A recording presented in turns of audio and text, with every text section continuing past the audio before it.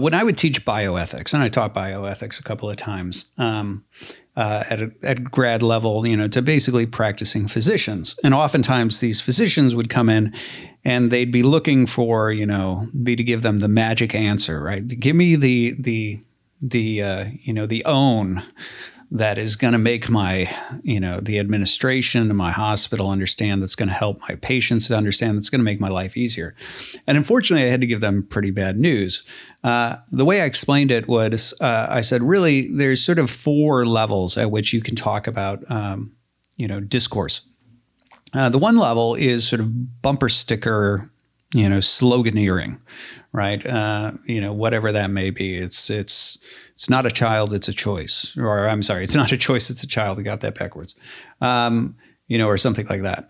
And then the second level is where you have a longer form conversation where really all you're doing is reiterating in more words the things that you said up there, right? So I'm against abortion for these sorts of reasons, et cetera, et cetera. And you're really just sort of asserting really a lot of premises, right? It's a human being, and so it shouldn't be, and so nobody has the right to kill it, et cetera, et cetera.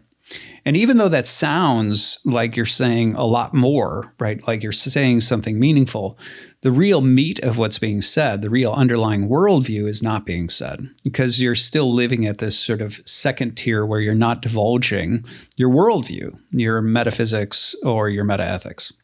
And so beneath those sort of longer statements, what you have is sort of level 3.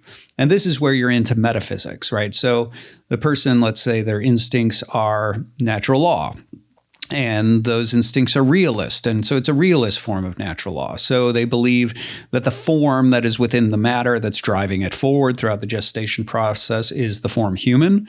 So they don't think it's becoming human. They think it is human by nature. And they believe that, murdering of humans is wrong because it violates the order of nature, and that not being something that is within the purview of another person to do to a fellow human being, and so on. And so under this sort of meta-ethic, they conclude that abortion is murder and is therefore morally impermissible. But beneath that is still another layer, because metaethics, right, whether you're talking about natural law or utilitarianism or ethical egoism, whatever the ethical system is by which you define good and evil and understand the structures of good and evil, those are typically born out of and are after an underlying worldview. So this person, maybe let's say they're a realist. So in terms of that initial fork in the road, they embrace realism. With that, they embrace theism. They have an understanding that there are innate structures to reality.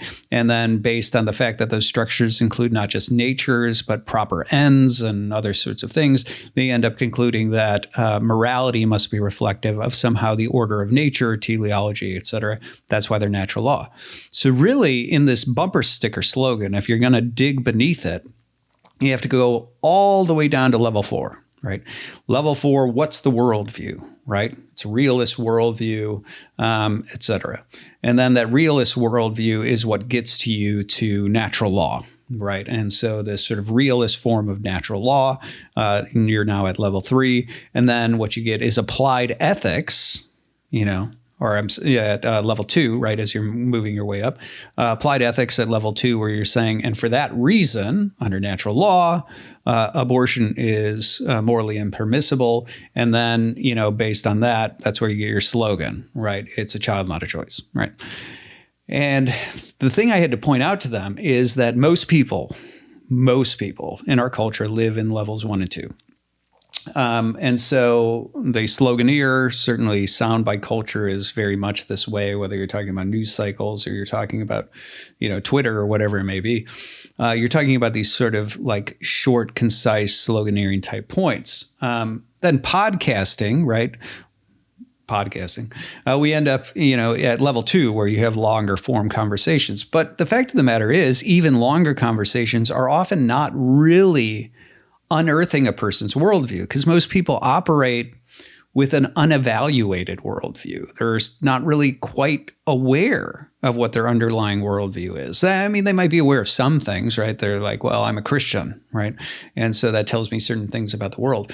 But very few of them actually could tell you their meta-ethic, right? I think, for example, I saw this one clip, and I won't name names, but I saw this one clip that, people were all excited about because it was a big own, and the idea was, I believe it was that there was two people talking, and one was suggesting that she thinks that, to be a good person, you have to use the person's preferred pronouns, right? Whoever you're interacting with.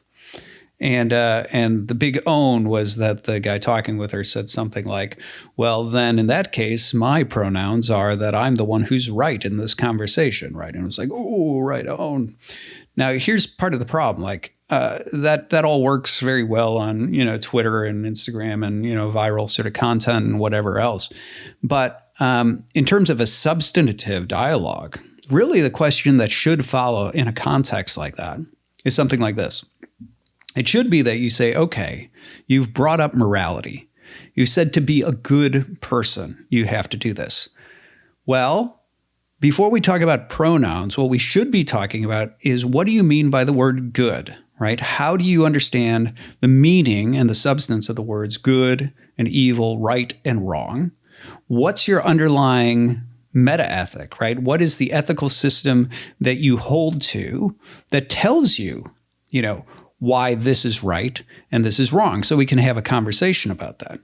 And the fact of the matter is, if you ask this person that question, they'd probably be a deer in the headlights. If you're like, well, look, okay, so I'm a natural law ethicist of a realist sort, and so this is why I don't think that that's true.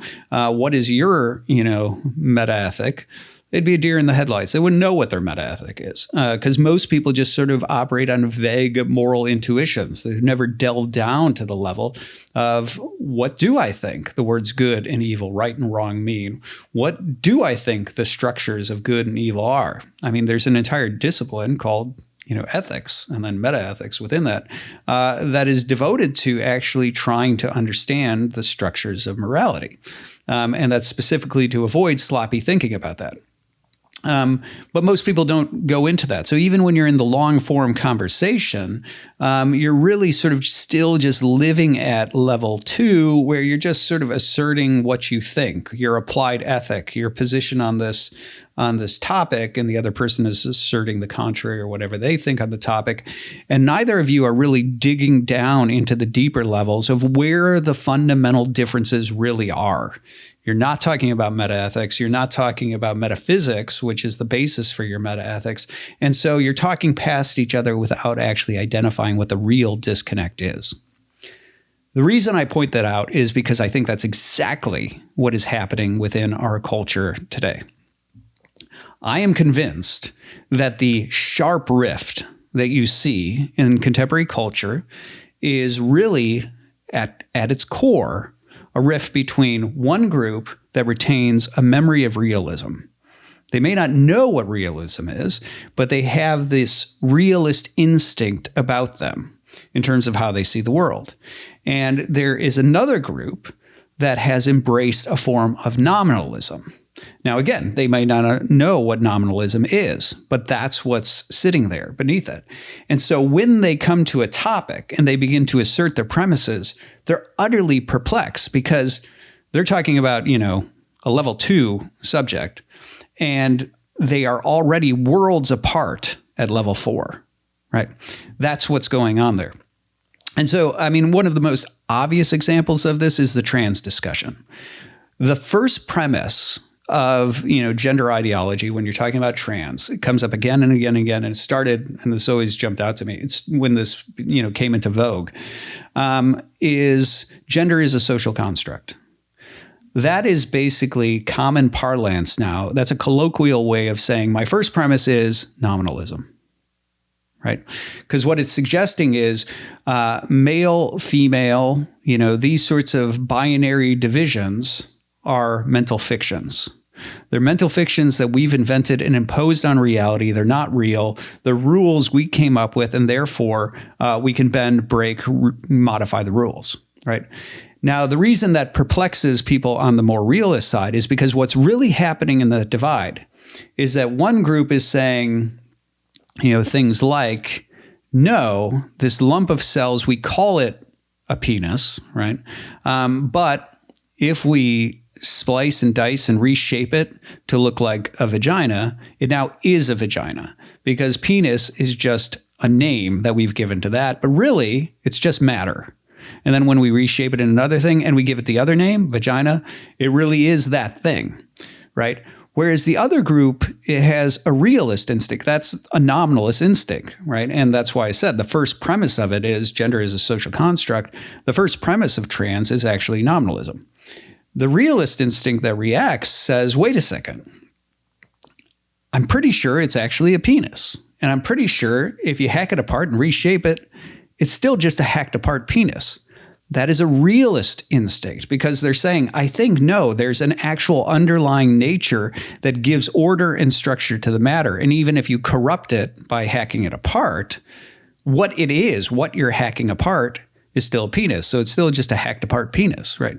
That's a realist instinct. And so what's happening is those two just are looking at one another going, how could you think that? How could you think that? I don't understand you. I don't understand you. And the reason is because they're talking at this level 2 at applied ethics. And what they're missing is that at level 4, they are different planets. And incidentally, this is true not just of trans. This was already at work in the abortion dispute, right? So in the abortion debate, you had a group of people who had realist instincts. They were pretty sure that, when it's conceived, what you have is a human. The reason we know that the matter is going to develop into a human as opposed to a horse is because we know that humans beget humans. And so the nature that is there, the form that is there, not that they would use these terms, but the form that is there within the matter, driving matter forward, causing it to take on these structures, is human, right?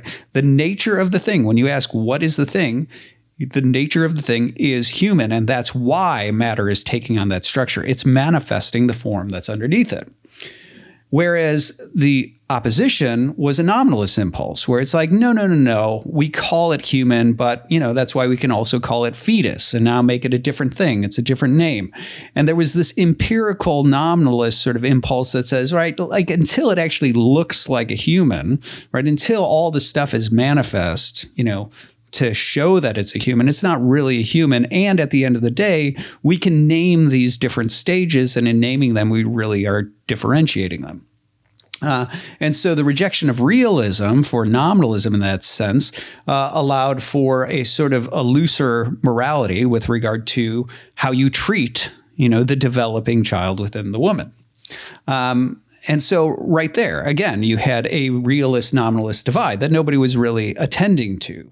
You also see this with regard to issues like homosexuality. You had one group that had realist instincts, and with that a sort of natural law realist instinct that suggests that there is a certain order of nature, and the order of nature tells you how you ought to live.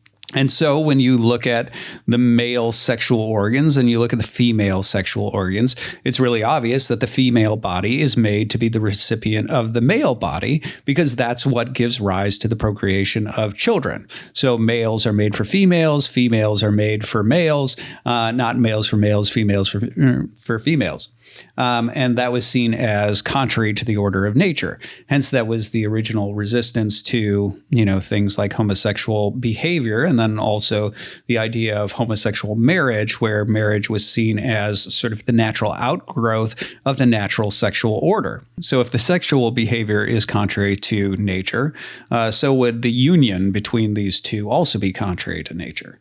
So you saw the divide there, whereas again, like from the response on the pro-homosexual side is largely a sort of either ethical egoism or a utilitarianism or something like that, where it was really sort of a question of, well, who is this really harming? Well, who is this really harming is sort of the popular parlance of, like the John Stuart Mill, like utilitarian ethic, right? And so that's born out of the nominalist tradition. So again, you see one group that is largely realist in orientation and another group that is largely nominalist in orientation in this discussion, where they're sort of talking past each other.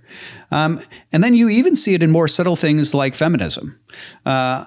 When you look at, the history of feminism, one of the things that you see emerging is that there is an insistence in feminism that the order of the structures of family and things like that, where you have male headship. And then for that reason, you end up having certain roles for males, certain roles for females, also internal to the home in terms of providing and all the rest, protecting, whatever it may be. There was one group that saw a lot of those structures as inherently born out of nature. The fact that men are built this way, they have a certain nature that sort of makes them naturally conducive to this role. Women are built in this way, which gives them a natural orientation toward this role, and so on. That it was seen that the order of nature, right, the family structure was largely realist. It wasn't seen as a construct. It was seen as something that was reflective of just sort of the innate natures, the respective natures of man and woman. And therefore, to embrace that was to embrace the order of reality, right? The nature of reality.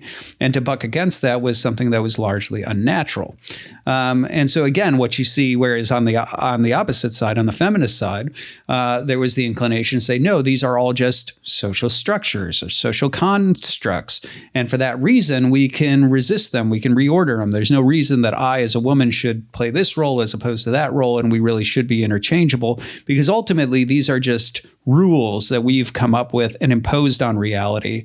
But, because they're not really out there, right? This isn't about reality itself. It's about our imposed rules. We can change the rules of the game, and we should change the rules of the game, that sort of thing.